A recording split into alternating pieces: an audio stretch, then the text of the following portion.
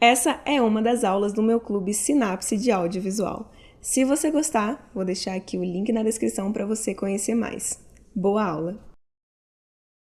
Em 2005, o renomado roteirista Blake Snyder escreveu o influente livro Save the Cat, o último livro sobre roteiro que você precisará, introduzindo uma abordagem inovadora para estruturar roteiros por meio de uma série de 15 pontos-chave. O impacto da metodologia de Snyder foi imediato, pois em um curto período de tempo, roteiristas, diretores, produtores e executivos da indústria em todo o mundo adotaram seu modelo de 15 pontos, conhecido como folha de pontos, para aprimorar a qualidade e o impacto de suas histórias na tela. Save the Cat rapidamente se tornou uma técnica amplamente reconhecida e adotada na indústria. Essencialmente, os pontos-chave de Save the Cat que Blake projetou não se trata apenas de filmes. Trata-se de contar uma história, independentemente de estar escrevendo roteiros, romances, contos, memórias, peças teatrais, seja você um escritor de comédia, drama, ficção científica, fantasia, terror, seja você um escritor literário ou comercial, uma coisa é inegociável: você precisa de uma boa história. A qualidade de uma história é o que realmente importa, pois é isso que mantém os leitores envolvidos emocionalmente, investidos na trama, independentemente do formato ou estilo da escrita. Vamos começar. Mas peraí, por que se chama Save the Cat? Salve o gato. A resposta remonta ao livro original Save the Cat, de Blake Snyder, no qual ele incluiu várias dicas com títulos inteligentes sobre como evitar armadilhas comuns na narrativa. Salvar o gato é uma dessas dicas. Se o seu personagem principal começa sendo um pouco antipático, então, nas primeiras páginas da sua história, ele deve salvar um gato. Sim, seja de uma árvore, de um prédio, de um abrigo, ou realizar uma ação comparável que faça o leitor torcer por ele imediatamente, independentemente de sua simpatia inicial. Mas falaremos mais sobre gatos e como salvá-los nas próximas aulas. Agora sim, vamos lá. A relação entre o personagem e a trama é essencial.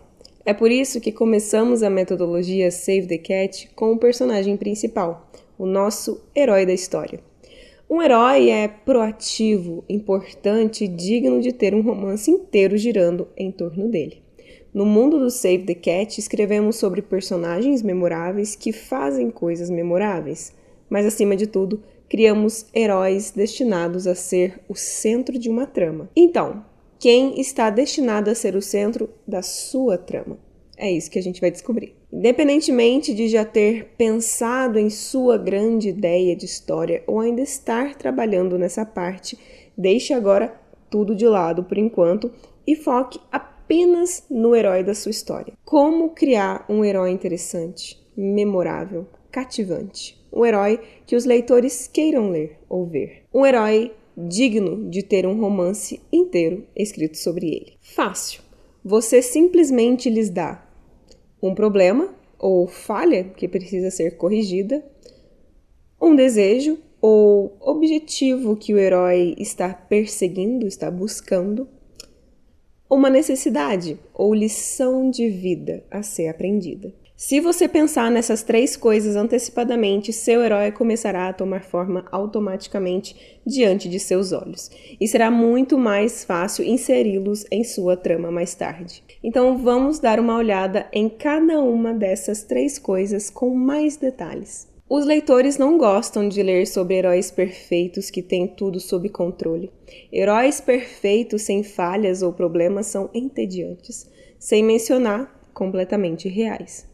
Portanto, se você deseja criar um herói para o seu romance que seja crível, cativante e interessante, ele não pode ser perfeito. Eles devem ter pelo menos um grande problema, ou melhor ainda, vários. Você encontrará um herói com falhas em todos os grandes romances já contados. Katniss Everdeen, de Jogos Vorazes, por exemplo. Ela não está exatamente vivendo no luxo no Distrito 12, não é mesmo? Ela é pobre, está com fome, não tem pai, sua mãe está completamente ausente e muitas outras coisas. Então, sua irmãzinha é escolhida para os jogos. As circunstâncias de Katniss por fora também a tornaram endurecida, desconfiada e cínica por dentro. Essa garota tem problemas de sobra. Beck Bloomwood, em Os Delírios de Consumo de Beck Bloom, de Sophie Kinsella, que, como o título sugere, não consegue parar de fazer compras, é um outro exemplo. E por isso que ela está sempre atolada em dívidas secretas no cartão de crédito que estão começando a causar estragos em toda a sua vida. E isso nos leva a uma ótima dica para escrever heróis com falhas. Não deixe o problema ficar contido em apenas uma área da vida do seu herói. Deixe o problema se manifestar, se espalhar, infectar. Os problemas do seu herói devem afetar todo o seu mundo, seu trabalho, seu lar, seus relacionamentos. Quando alguém começar a ler seu romance, eles devem estar pensando algo como: nossa, que bagunça é a vida dessa pessoa. É assim que você sabe que fez seu trabalho. Porque se a vida do seu herói não tiver falhas, qual é o ponto do romance? Por que nos importamos? Recorremos à história para ver personagens resolverem seus problemas, melhorarem suas vidas, aprimorarem suas falhas. Grandes romances pegam personagens profundamente imperfeitos e os tornam um pouco menos imperfeitos. Então, que tipo de problema seu personagem está enfrentando? Essa é a primeira pergunta que você deve responder ao começar a criar seu herói digno de uma história. Mas não basta que seu herói tenha apenas falhas. Seu herói também precisa desejar algo, muito, e estar ativamente tentando alcançá-lo. Seu herói sabe que tem problemas, ou talvez não saiba, isso seja um dos seus problemas. Agora a questão é, o que o seu herói acha que resolverá esses problemas? O que ele acredita que melhorará sua vida? Seja qual for a resposta, um emprego, mais dinheiro, ser mais popular na escola, ganhar a aprovação do pai, resolver um grande caso de assassinato e assim por diante. Esse é o objetivo do seu herói. Isso é o que ele estará se esforçando ativamente para alcançar ao longo do romance, ou pelo menos no início. Dar um objetivo ao seu herói e fazê-lo buscar ativamente esse objetivo é a maneira mais rápida de fazer com que o leitor torça pelo seu herói e se envolva com a sua história. Os leitores continuam lendo porque querem saber se seu herói vai conseguir o que deseja. Portanto, pergunte a si mesmo: o que meu herói tanto quer na vida? E meu herói quer ser feliz não é uma resposta boa o suficiente. Os objetivos ou desejos de personagens mais eficazes são concretos e tangíveis. Como podemos realmente saber quando o seu herói alcançou esse objetivo elusivo da felicidade? Não podemos, a menos que você nos dê algo concreto que o herói acredita que o fará feliz. E falando sobre o herói conseguir o que deseja, por que ele ainda não conseguiu? Bom, porque se o fizessem, não haveria história. Seria fácil demais. Não haveria mais nada pelo que o leitor torcer. Por isso, não deve ser fácil para o seu herói conseguir o que deseja. Deve ser difícil, ele deve ter que trabalhar duro para isso. A história precisa apresentar um obstáculo ou força oposta que impeça o herói de alcançar o que deseja, muitas vezes representado como um conflito ou nêmesis. Essa força é o que mantém a narrativa dinâmica e desafiadora. Por exemplo, em As Vinhas da Ira, de John Steinbeck, a família de Tom enfrenta dificuldades para encontrar trabalho na Califórnia devido à desonestidade dos proprietários de terras que atraem mais trabalhadores para reduzir os preços da mão de obra, resultando em uma grande quantidade de trabalhadores migrantes desesperados e revoltados. Nem todos os personagens conseguem alcançar o que desejam. Muitas vezes é a necessidade do personagem que completa sua jornada e contribui para um final significativo e satisfatório. A história precisa ir além de soluções rápidas e superficiais para os problemas dos personagens.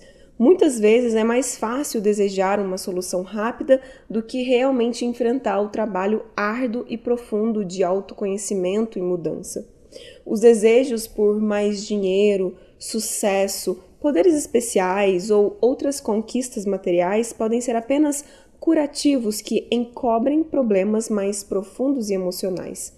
Esses desejos superficiais são como band-aids que não resolvem a questão central que está afetando o personagem. Na narrativa, é essencial que o herói eventualmente se confronte com suas questões internas e realize um trabalho de autoconhecimento e transformação.